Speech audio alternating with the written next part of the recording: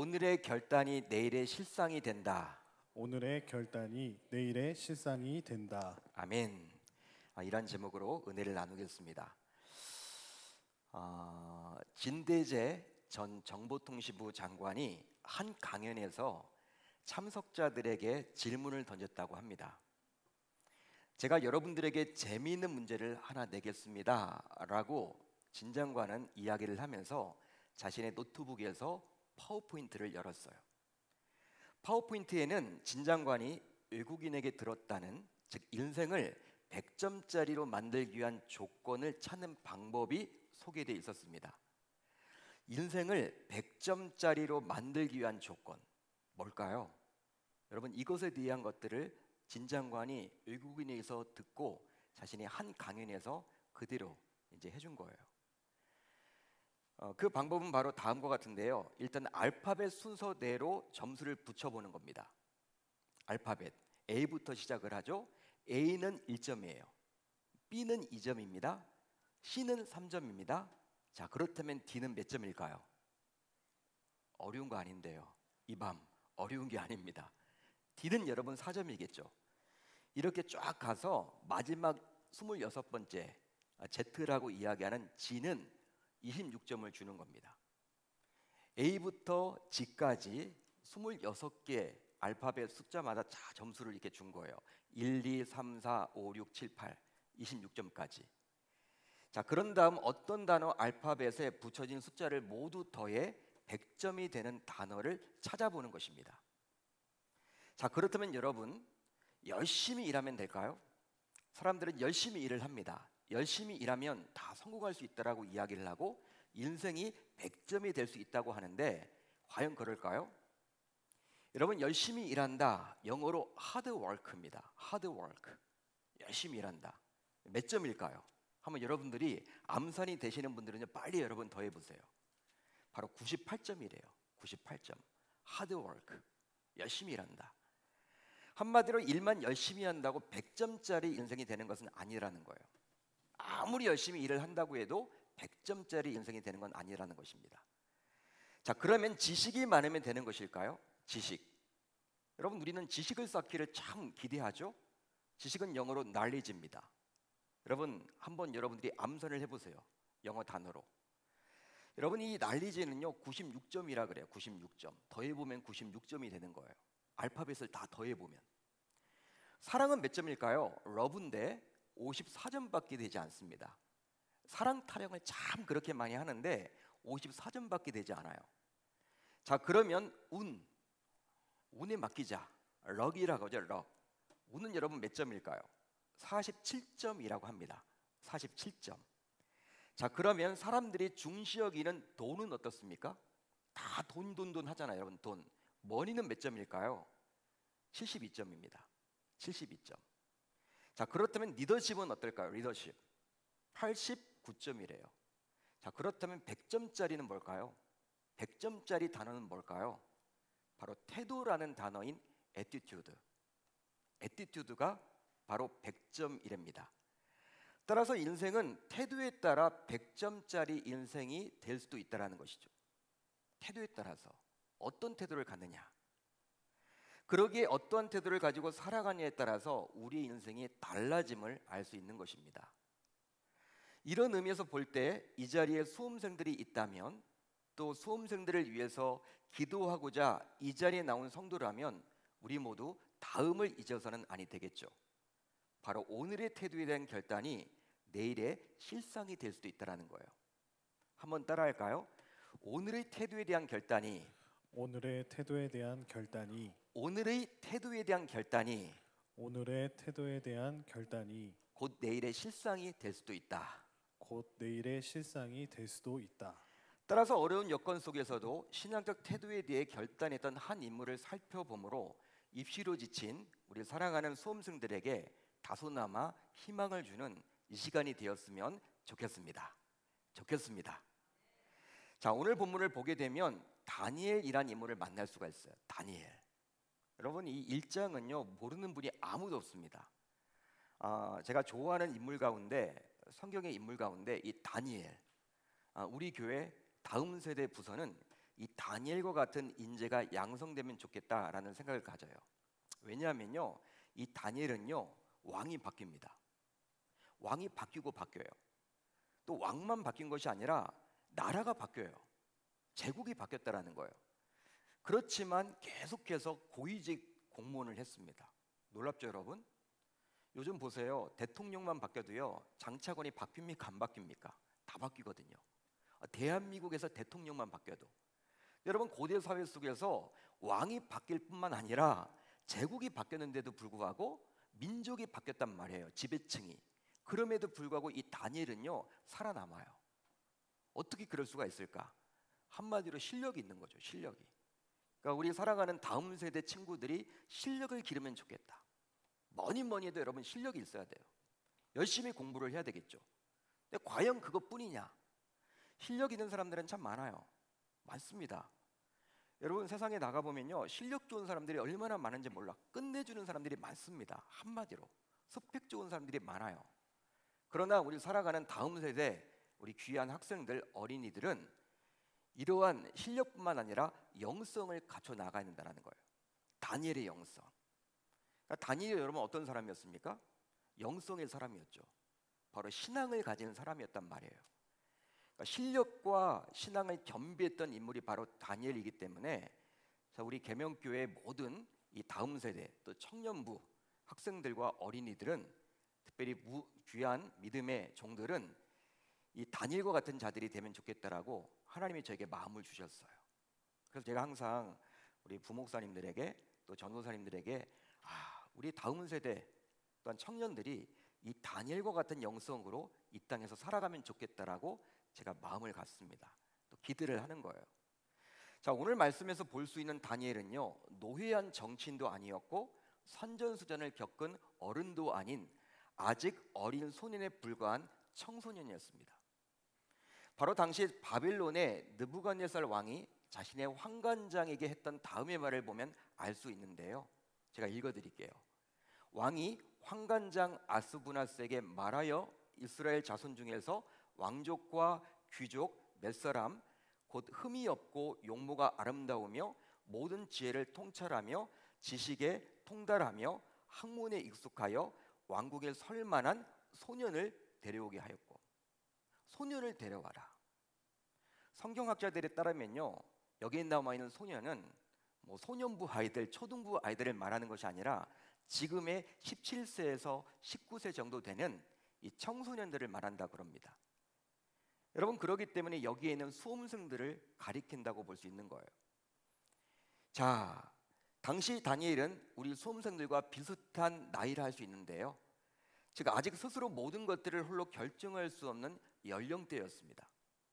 더욱이 방금 전 살펴본 말씀대로 다니엘은 바벨론 왕에 의해서 강제로 자신의 부모의 품을 떠나서 바벨론 왕궁의 포로로 끌려왔던 거예요. 포로로 잡혀왔던 거예요. 자신의 의지와는 상관없이 부모의 품을 떠나서 그냥 포로로 끌려온 거예요. 따라서 예민한 사춘기의 나이에 감당하기 힘든 어려움을 당하게 되었습니다. 입시를 앞둔 수험생들 대부분은 아마도 의지할 부모님이 계시죠. 의지할 가족들이 있잖아요. 부모님이 계십니다. 엄마 아빠가 있습니다. 또 자신의 투정도 받아줄 부모님이 계시기에 그래도 공부에 집중할 수가 있죠. 여러분 공부할 때 힘들잖아요. 힘들어도 막 여러분 화를 내다가도 또 그냥 그칠 때도 있지만 화를 내더라도 부모님이 다 받아줘.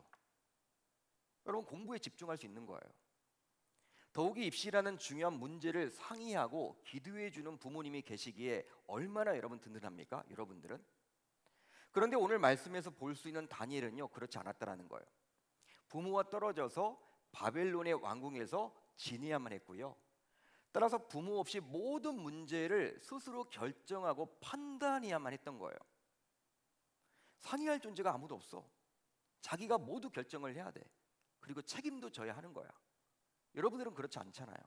부모님이 계시고 선생님이 계시고 나를 위해서 기도해 주는 교사, 우리 교회 집사님, 권사님들이 계시고 장로님들이 계시고 목사님들이 계시고 얼마나 행복합니까? 다니엘은 그런 경우가 아니었다라는 것이죠. 그러기에 다니엘은 당시 정말 외롭고 힘든 나날의 연속을 보내야만 했습니다. 그런데 오늘 말씀을 보게 되면 왕궁 안에 머물던 다니엘은 신앙적 갈등을 가지게 되었어요. 뭘 가지게 되었다고요? 신앙적 갈등. 바로 바벨론 왕이 자신의 왕실 자문관으로 사용하기 위해서 다니엘을 비롯하여 이스라엘에서 끌고 왔던 소년들에게 갈대아 사람의 학문과 언어를 가르쳤으며, 그뿐 아니라 그들에게 왕의 진미와 포도주를 무려 3년 동안 제공해서 먹고 마시도록 했기 때문입니다.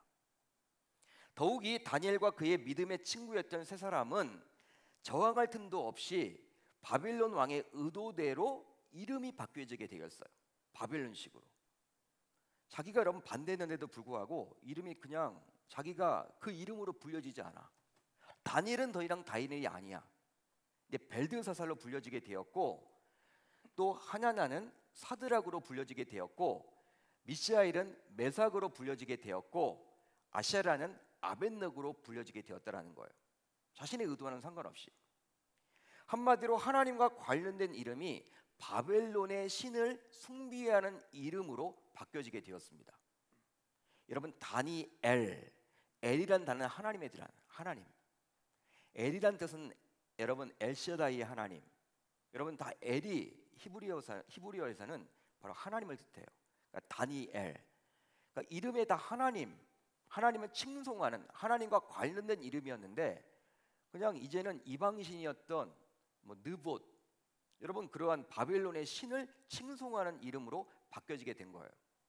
자신의 의도와는 상관없이.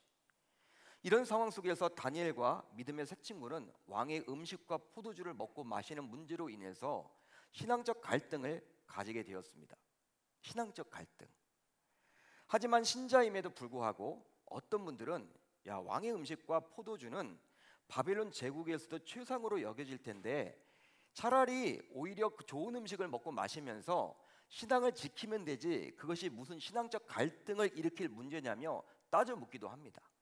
신자들 가운데서도 왕의 진미면 또 포도주면 좋은 양질의 음식일 텐데 그 좋은 거 먹고 힘을 얻어서 더 열심히 기도하면 되는 거지, 신앙을 지키면 되는 것이지, 그 먹는 문제를 가지고 그게 뭐 대수냐, 그게 무슨 신앙적 갈등이냐라고 따져 묻는 분들이 있어요.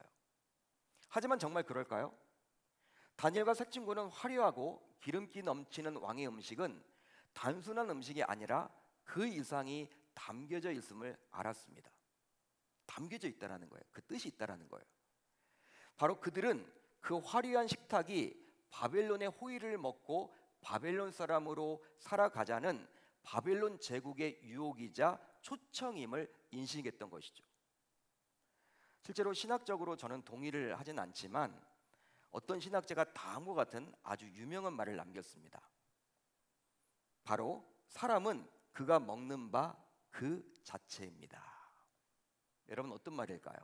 사람은 먹는 바, 그가 먹는 바 바로 그 자체다. 어떤 뜻일까요? 이 말에는 어떤 의미가 담겨져 있습니까? 바로 음식물이 인격과 사유를 지배한다라는 것입니다. 인격을 지배하고 생각을 지배한다라는 거예요. 따라서 바벨론 음식을 계속 먹게 되면 바벨론 사람이 된다라는 것입니다. 어느 순간.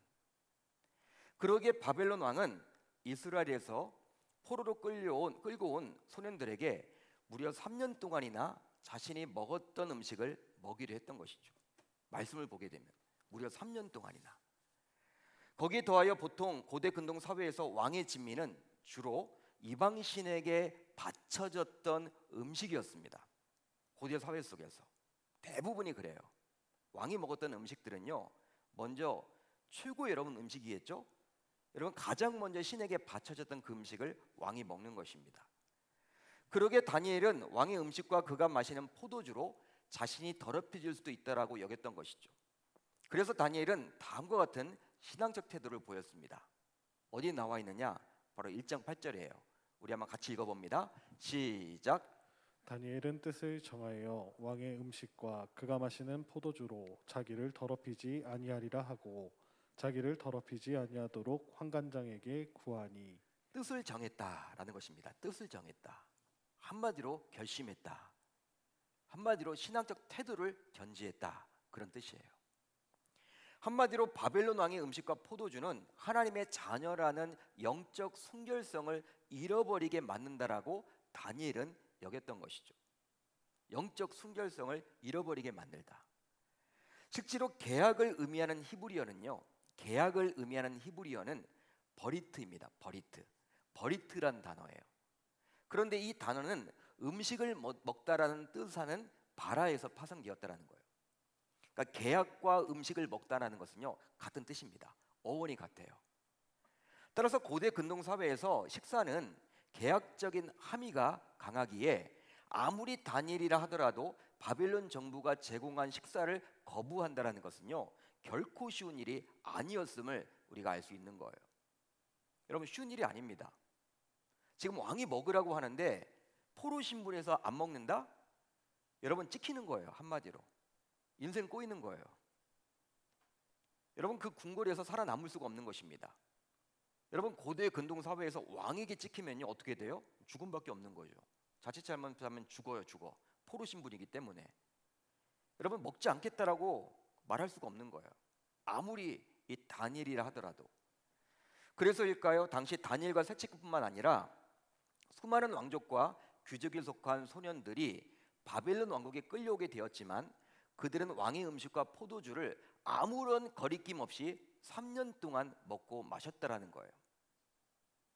여러분, 오늘 말씀의 배경은요, 다니엘과 새 친구만 그 현장에 있었던 것이 아니라 수많은 이스라엘의 왕족과 귀족 가운데 그 소년들이 잡혀왔음을 보여주고 있습니다. 그 가운데 다니엘과 새 친구만이 먹지 않았던 거예요. 마시지 않았다라는 거예요. 나머지는 다 먹고 마셨다라는 것이죠. 물론 그들 모두 선민 이스라엘의 왕족과 귀족 소년들이었기 때문에 하나님을 모른다고 할 수는 없겠죠. 그들도 이스라엘의 왕족과 귀족 출신들이었습니다. 여러분, 그렇기 때문에 어릴 적부터 교육을 받았어요. 이름도 아마 또 하나님과 관련된 이름이 붙여졌겠죠. 그러기에 하나님을 모른다고 할 수는 없습니다. 그러기에 왕의 음식과 포도주가 자신의 육은 살찌우겠지만 영은 더럽히게 된다는 것을 결코 모르지 않았죠. 그러나 그들 모두 포로로 끌려온 처지라는 이유를 대면서 한마디로 세상과 신앙적 타협을 했다라는 거예요. 뭐 어쩔 수 없는 일 아니에요? 지금 먹는 분위기인데 왕이 먹으라고 하니까 안 먹을 수 없는 거 아니야? 어쩌면 그들은 왕의 진미와 포도주를 먹고 마시면서도 자신의 신앙을 충분히 지킬 수 있다라고 여겼을 것입니다.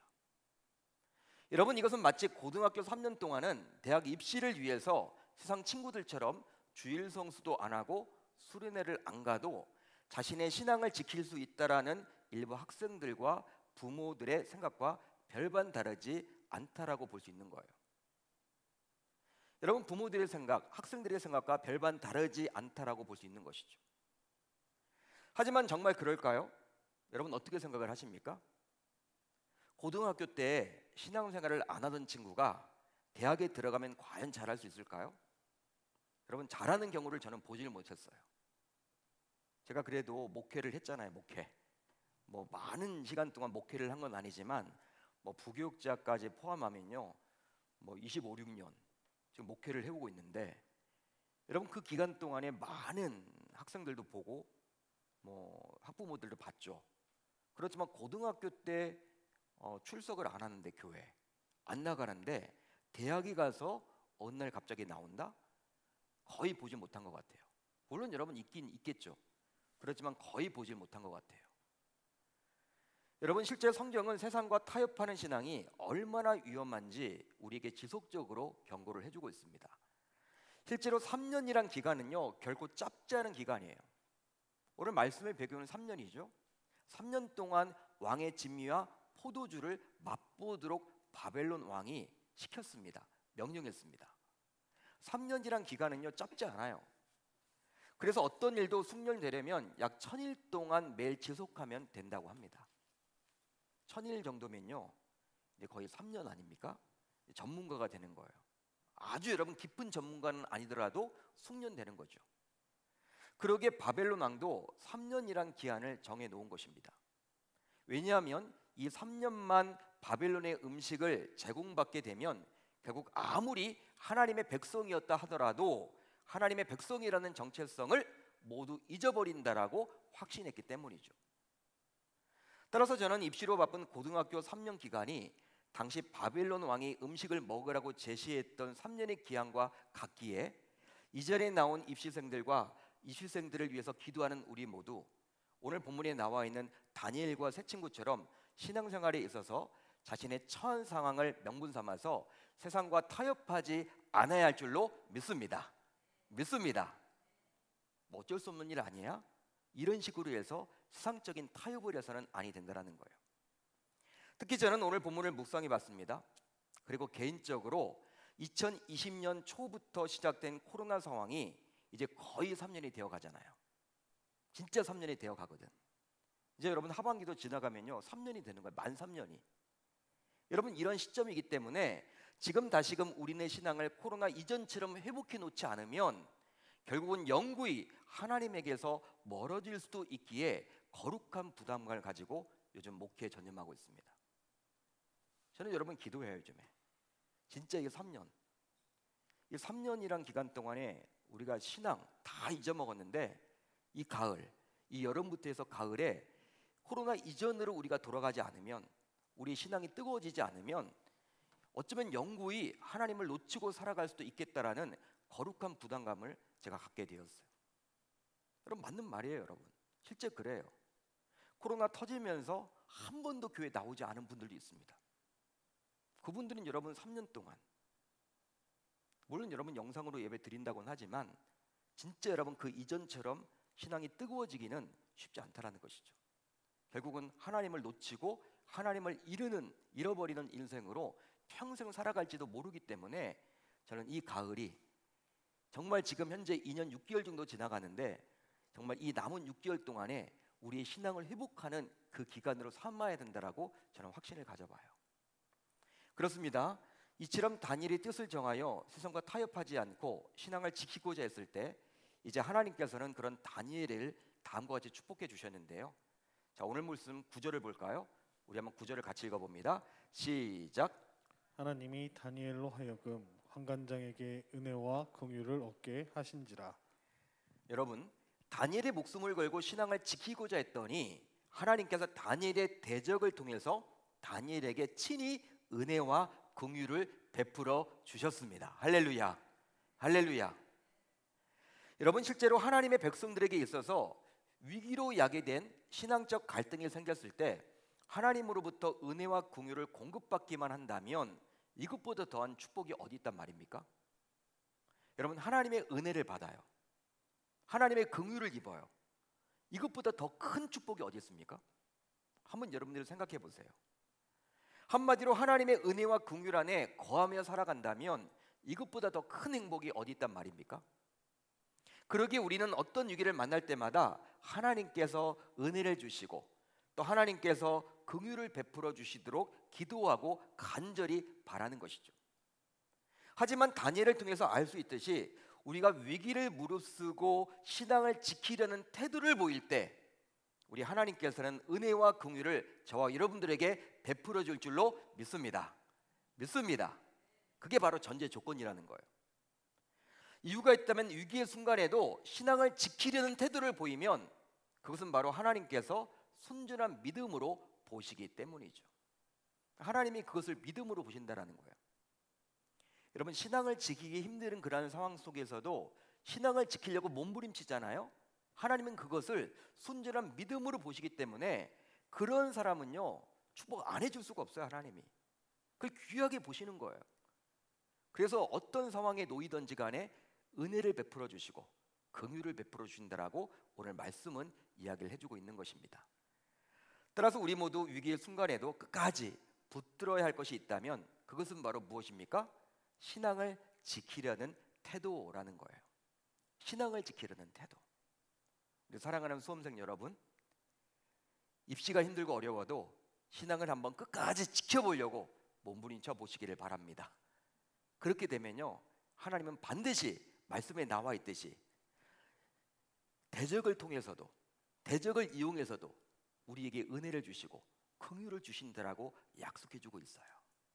그런 은혜와 긍휼을 받아 누릴 수 있기를 우리 주님의 이름으로 축원합니다. 축원합니다.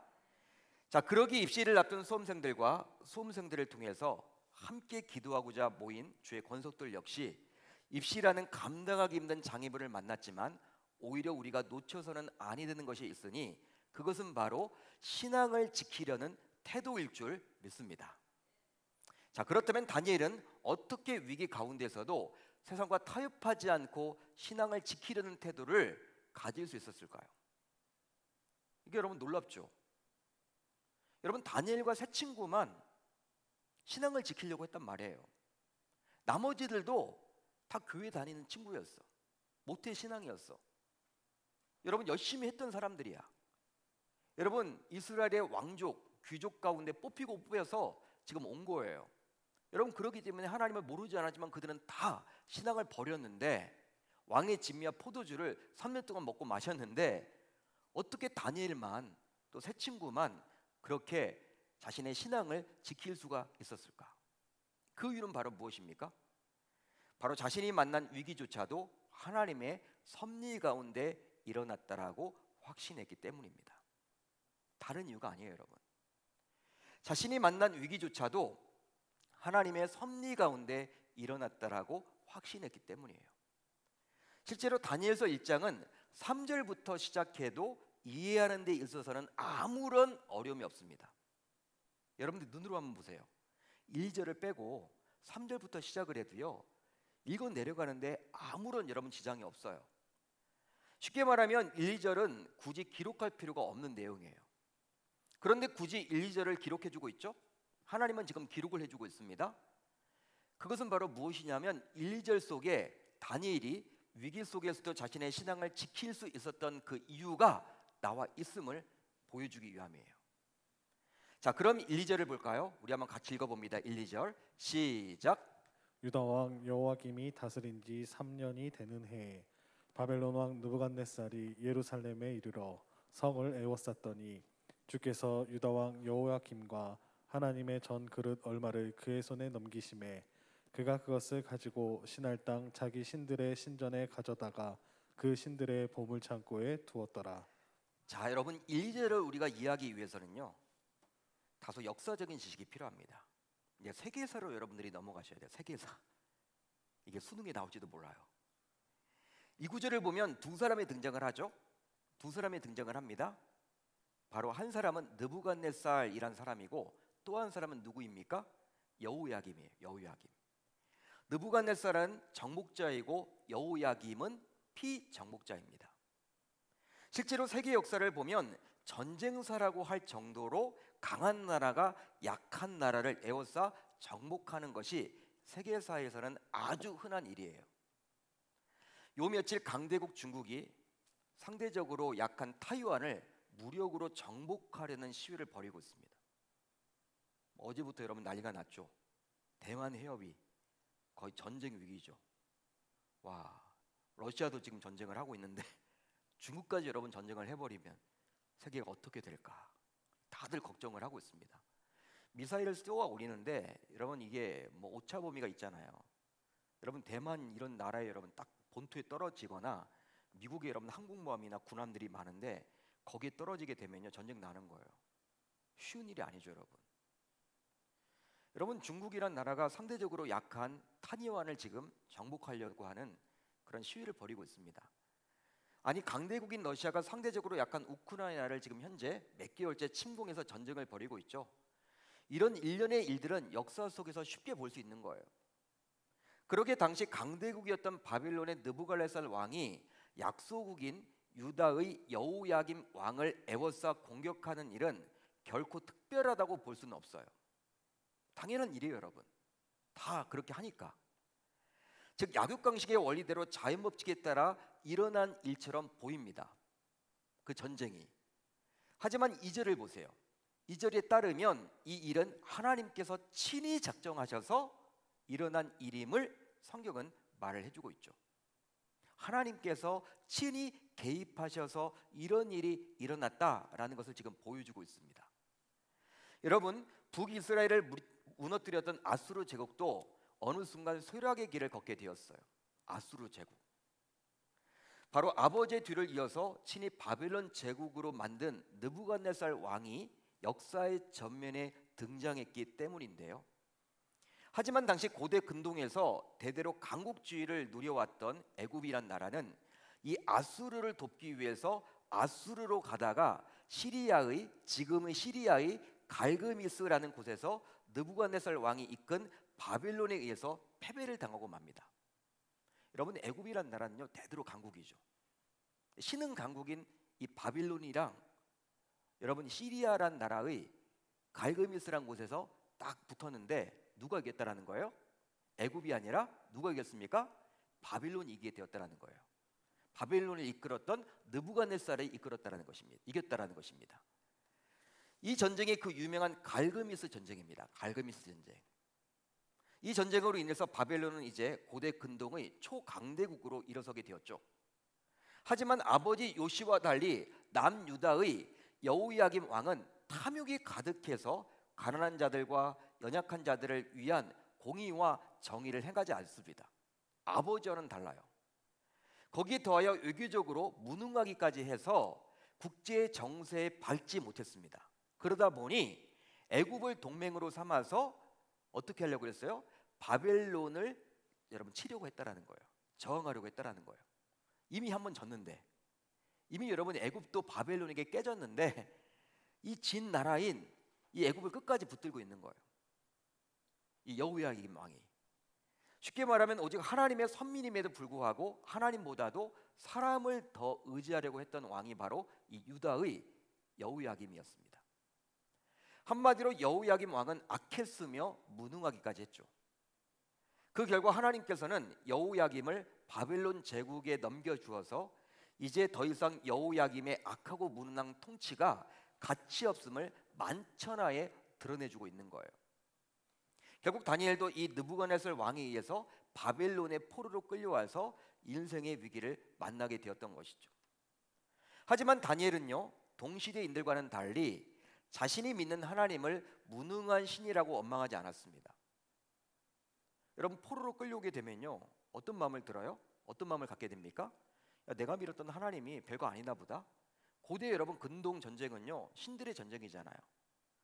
아니, 우리나라가 선민이라고 하고 하나님을 믿는다고 하는데 이 바빌론에 의해서 우리가 졌어? 우리가 포로로 끌려가? 바빌론 신이 더 강한 거 아니야? 하나님이 무능한 신 아니야? 동시대 사람들은 그렇게 생각을 했단 말이에요. 하나님을 믿는다라고는 하지만. 그렇지만 다니엘은 그런 마음을 갖지 않았고 오히려 자신이 그런 위기를 만나게 된 것은 여호야김을 포함한 자신의 민족이 하나님을 먼저 배반했기에 하나님께서 공의로운 심판을 내리신 것으로 믿었다라는 것입니다. 이것은 하나님께서 우리를 심판하신 것이다. 우리를 징계하신 것이다. 왜? 우리가 하나님을 떠나 있었기 때문에. 한마디로 하나님의 섭리 속에서 자신도 어려운 시기를 보내고 있음을 다니엘은 생각해냈던 것입니다. 그리했기에 다니엘은 감당하기 힘든 위기 가운데서도 끝까지 하나님을 향한 신앙적 태도를 견지해낼 수가 있었던 것이죠. 따라서 이 시간 말씀을 듣는 우리 모두 자신이 설령 감당하기 힘든 위기를 겪게 되더라도 그 위기조차도 하나님의 섭리 속에서 일어난 일임을 반드시 기억해야 할 줄로 믿습니다. 여러분, 나에게 어려움이 있잖아요. 여러분, 그 어려움 때문에 우리가 하나님을 놓치게 된다면요 그것만큼 미련한 건 없는 거예요. 여러분, 세계 역사는 하나님의 절대 주권, 하나님의 섭리 속에서 모든 것들이 다 벌어지는 거예요. 우리는 자꾸 착각하죠. 내 뜻대로 이루어지지 않으면 마치 하나님이 안 계신 것처럼 착각하는 경우들이 많은데 그렇지 않다라는 거예요. 하나님이 무능한 게 아닙니다. 하나님이 무능한 것이 아니라 하나님께서 우리가 잘못했기 때문에 지금 우리에게 벌을 내리고 있다. 그렇지만 하나님이 벌을 내리지만 우리가 회복되기를 기대하신다. 그 마음을 다니엘은 간직했기 때문에 끝까지 그런 위기 속에서도 신앙을 지키려고 하는 태도를 유지할 수 있었음을 우리는 기억해야만 하는 거예요. 이제 말씀을 정리하겠습니다. 사랑하는 수험생 여러분, 입시생 여러분, 지금까지 수고 많이 하셨습니다. 이제 남은 일정 동안 최선을 다해서 공부하셨으면 좋겠어요. 과정은 최선을 다하되 그 결과는 하나님께 맡기시면 좋겠어요. 우리가 보통 그 결과까지 책임지려고 하다 보니까 스트레스가 있는 거야. 열심히 하십시오. 최선을 다해서 하십시오. 그렇지만 그 결과는 하나님께 달려 있는 거죠. 오늘 말씀에 남은 다니엘을 통해서 우리는 이제 오늘의 신앙적 태도인 결단이 내일의 실상이 된다는 사실을 알게 되었는데요. 따라서 여러분들은 수험생이기 전에 하나님의 자녀라는 그 사실을 우선 인식할 수 있어야만 하겠습니다. 그리하므로 다니엘처럼 신앙에 대한 태도는 어떤 상황 속에서도 타협의 대상이 될 수 없음을 기억하며 목표를 가지고 열심히 공부하면서도 하나님께 예배드리고 또 하나님께 기도하는 우리 계명의 모든 수험생들이 되어야 할 줄 우리 주님의 이름으로 축원합니다. 축원합니다. 우리 사랑하는 수험생 여러분, 신앙은 타협의 대상이 아니에요. 지금 하나님이 우리들을 보고 있습니다. 편안할 때는요 신앙생활 잘합니다. 그렇지만 위기의 순간에 닥쳤을 때 그 신앙이 진짜인지 아닌지가 드러나는 거예요. 여러분, 오늘 말씀 구절을 꼭 기억하세요. 신앙을 지키려고 몸부림쳤을 때, 결단을 했을 때 하나님께서 은혜와 긍휼을 주셨다라는 그 사실이에요. 그리고 그 이후에 다니엘을 귀하게 사용해 주셨다라는 사실이죠. 우리가 여러분 대학을 놓고 공부를 하죠. 그렇지만 인생 전반을 보게 되면 대학은요 하나의 매듭을 짓는 거예요. 또 다른 매듭을 지어야 하고 그 후에 또 다른 매듭을 지어야 합니다. 여러분, 우리가 매듭을 지을 때마다 하나님을 놓쳐서는 아니 되겠죠. 인생 전반에서 생명이 끊어지는 그 순간까지, 우리 천국 가는 그날까지, 하나님의 부르심을 받는 그날까지, 그게 언제 될지는 모르지만 항상 신앙을 놓치지 않는 다니엘처럼 저와 여러분들도 그렇게 사셔서 이 땅에서 하나님께 인정받고 사랑받아서 정말 하나님 앞에 영광 올려드리는 모든 수험생들이 다 될 수 있기를 우리 주님의 이름으로 축원합니다. 축원합니다.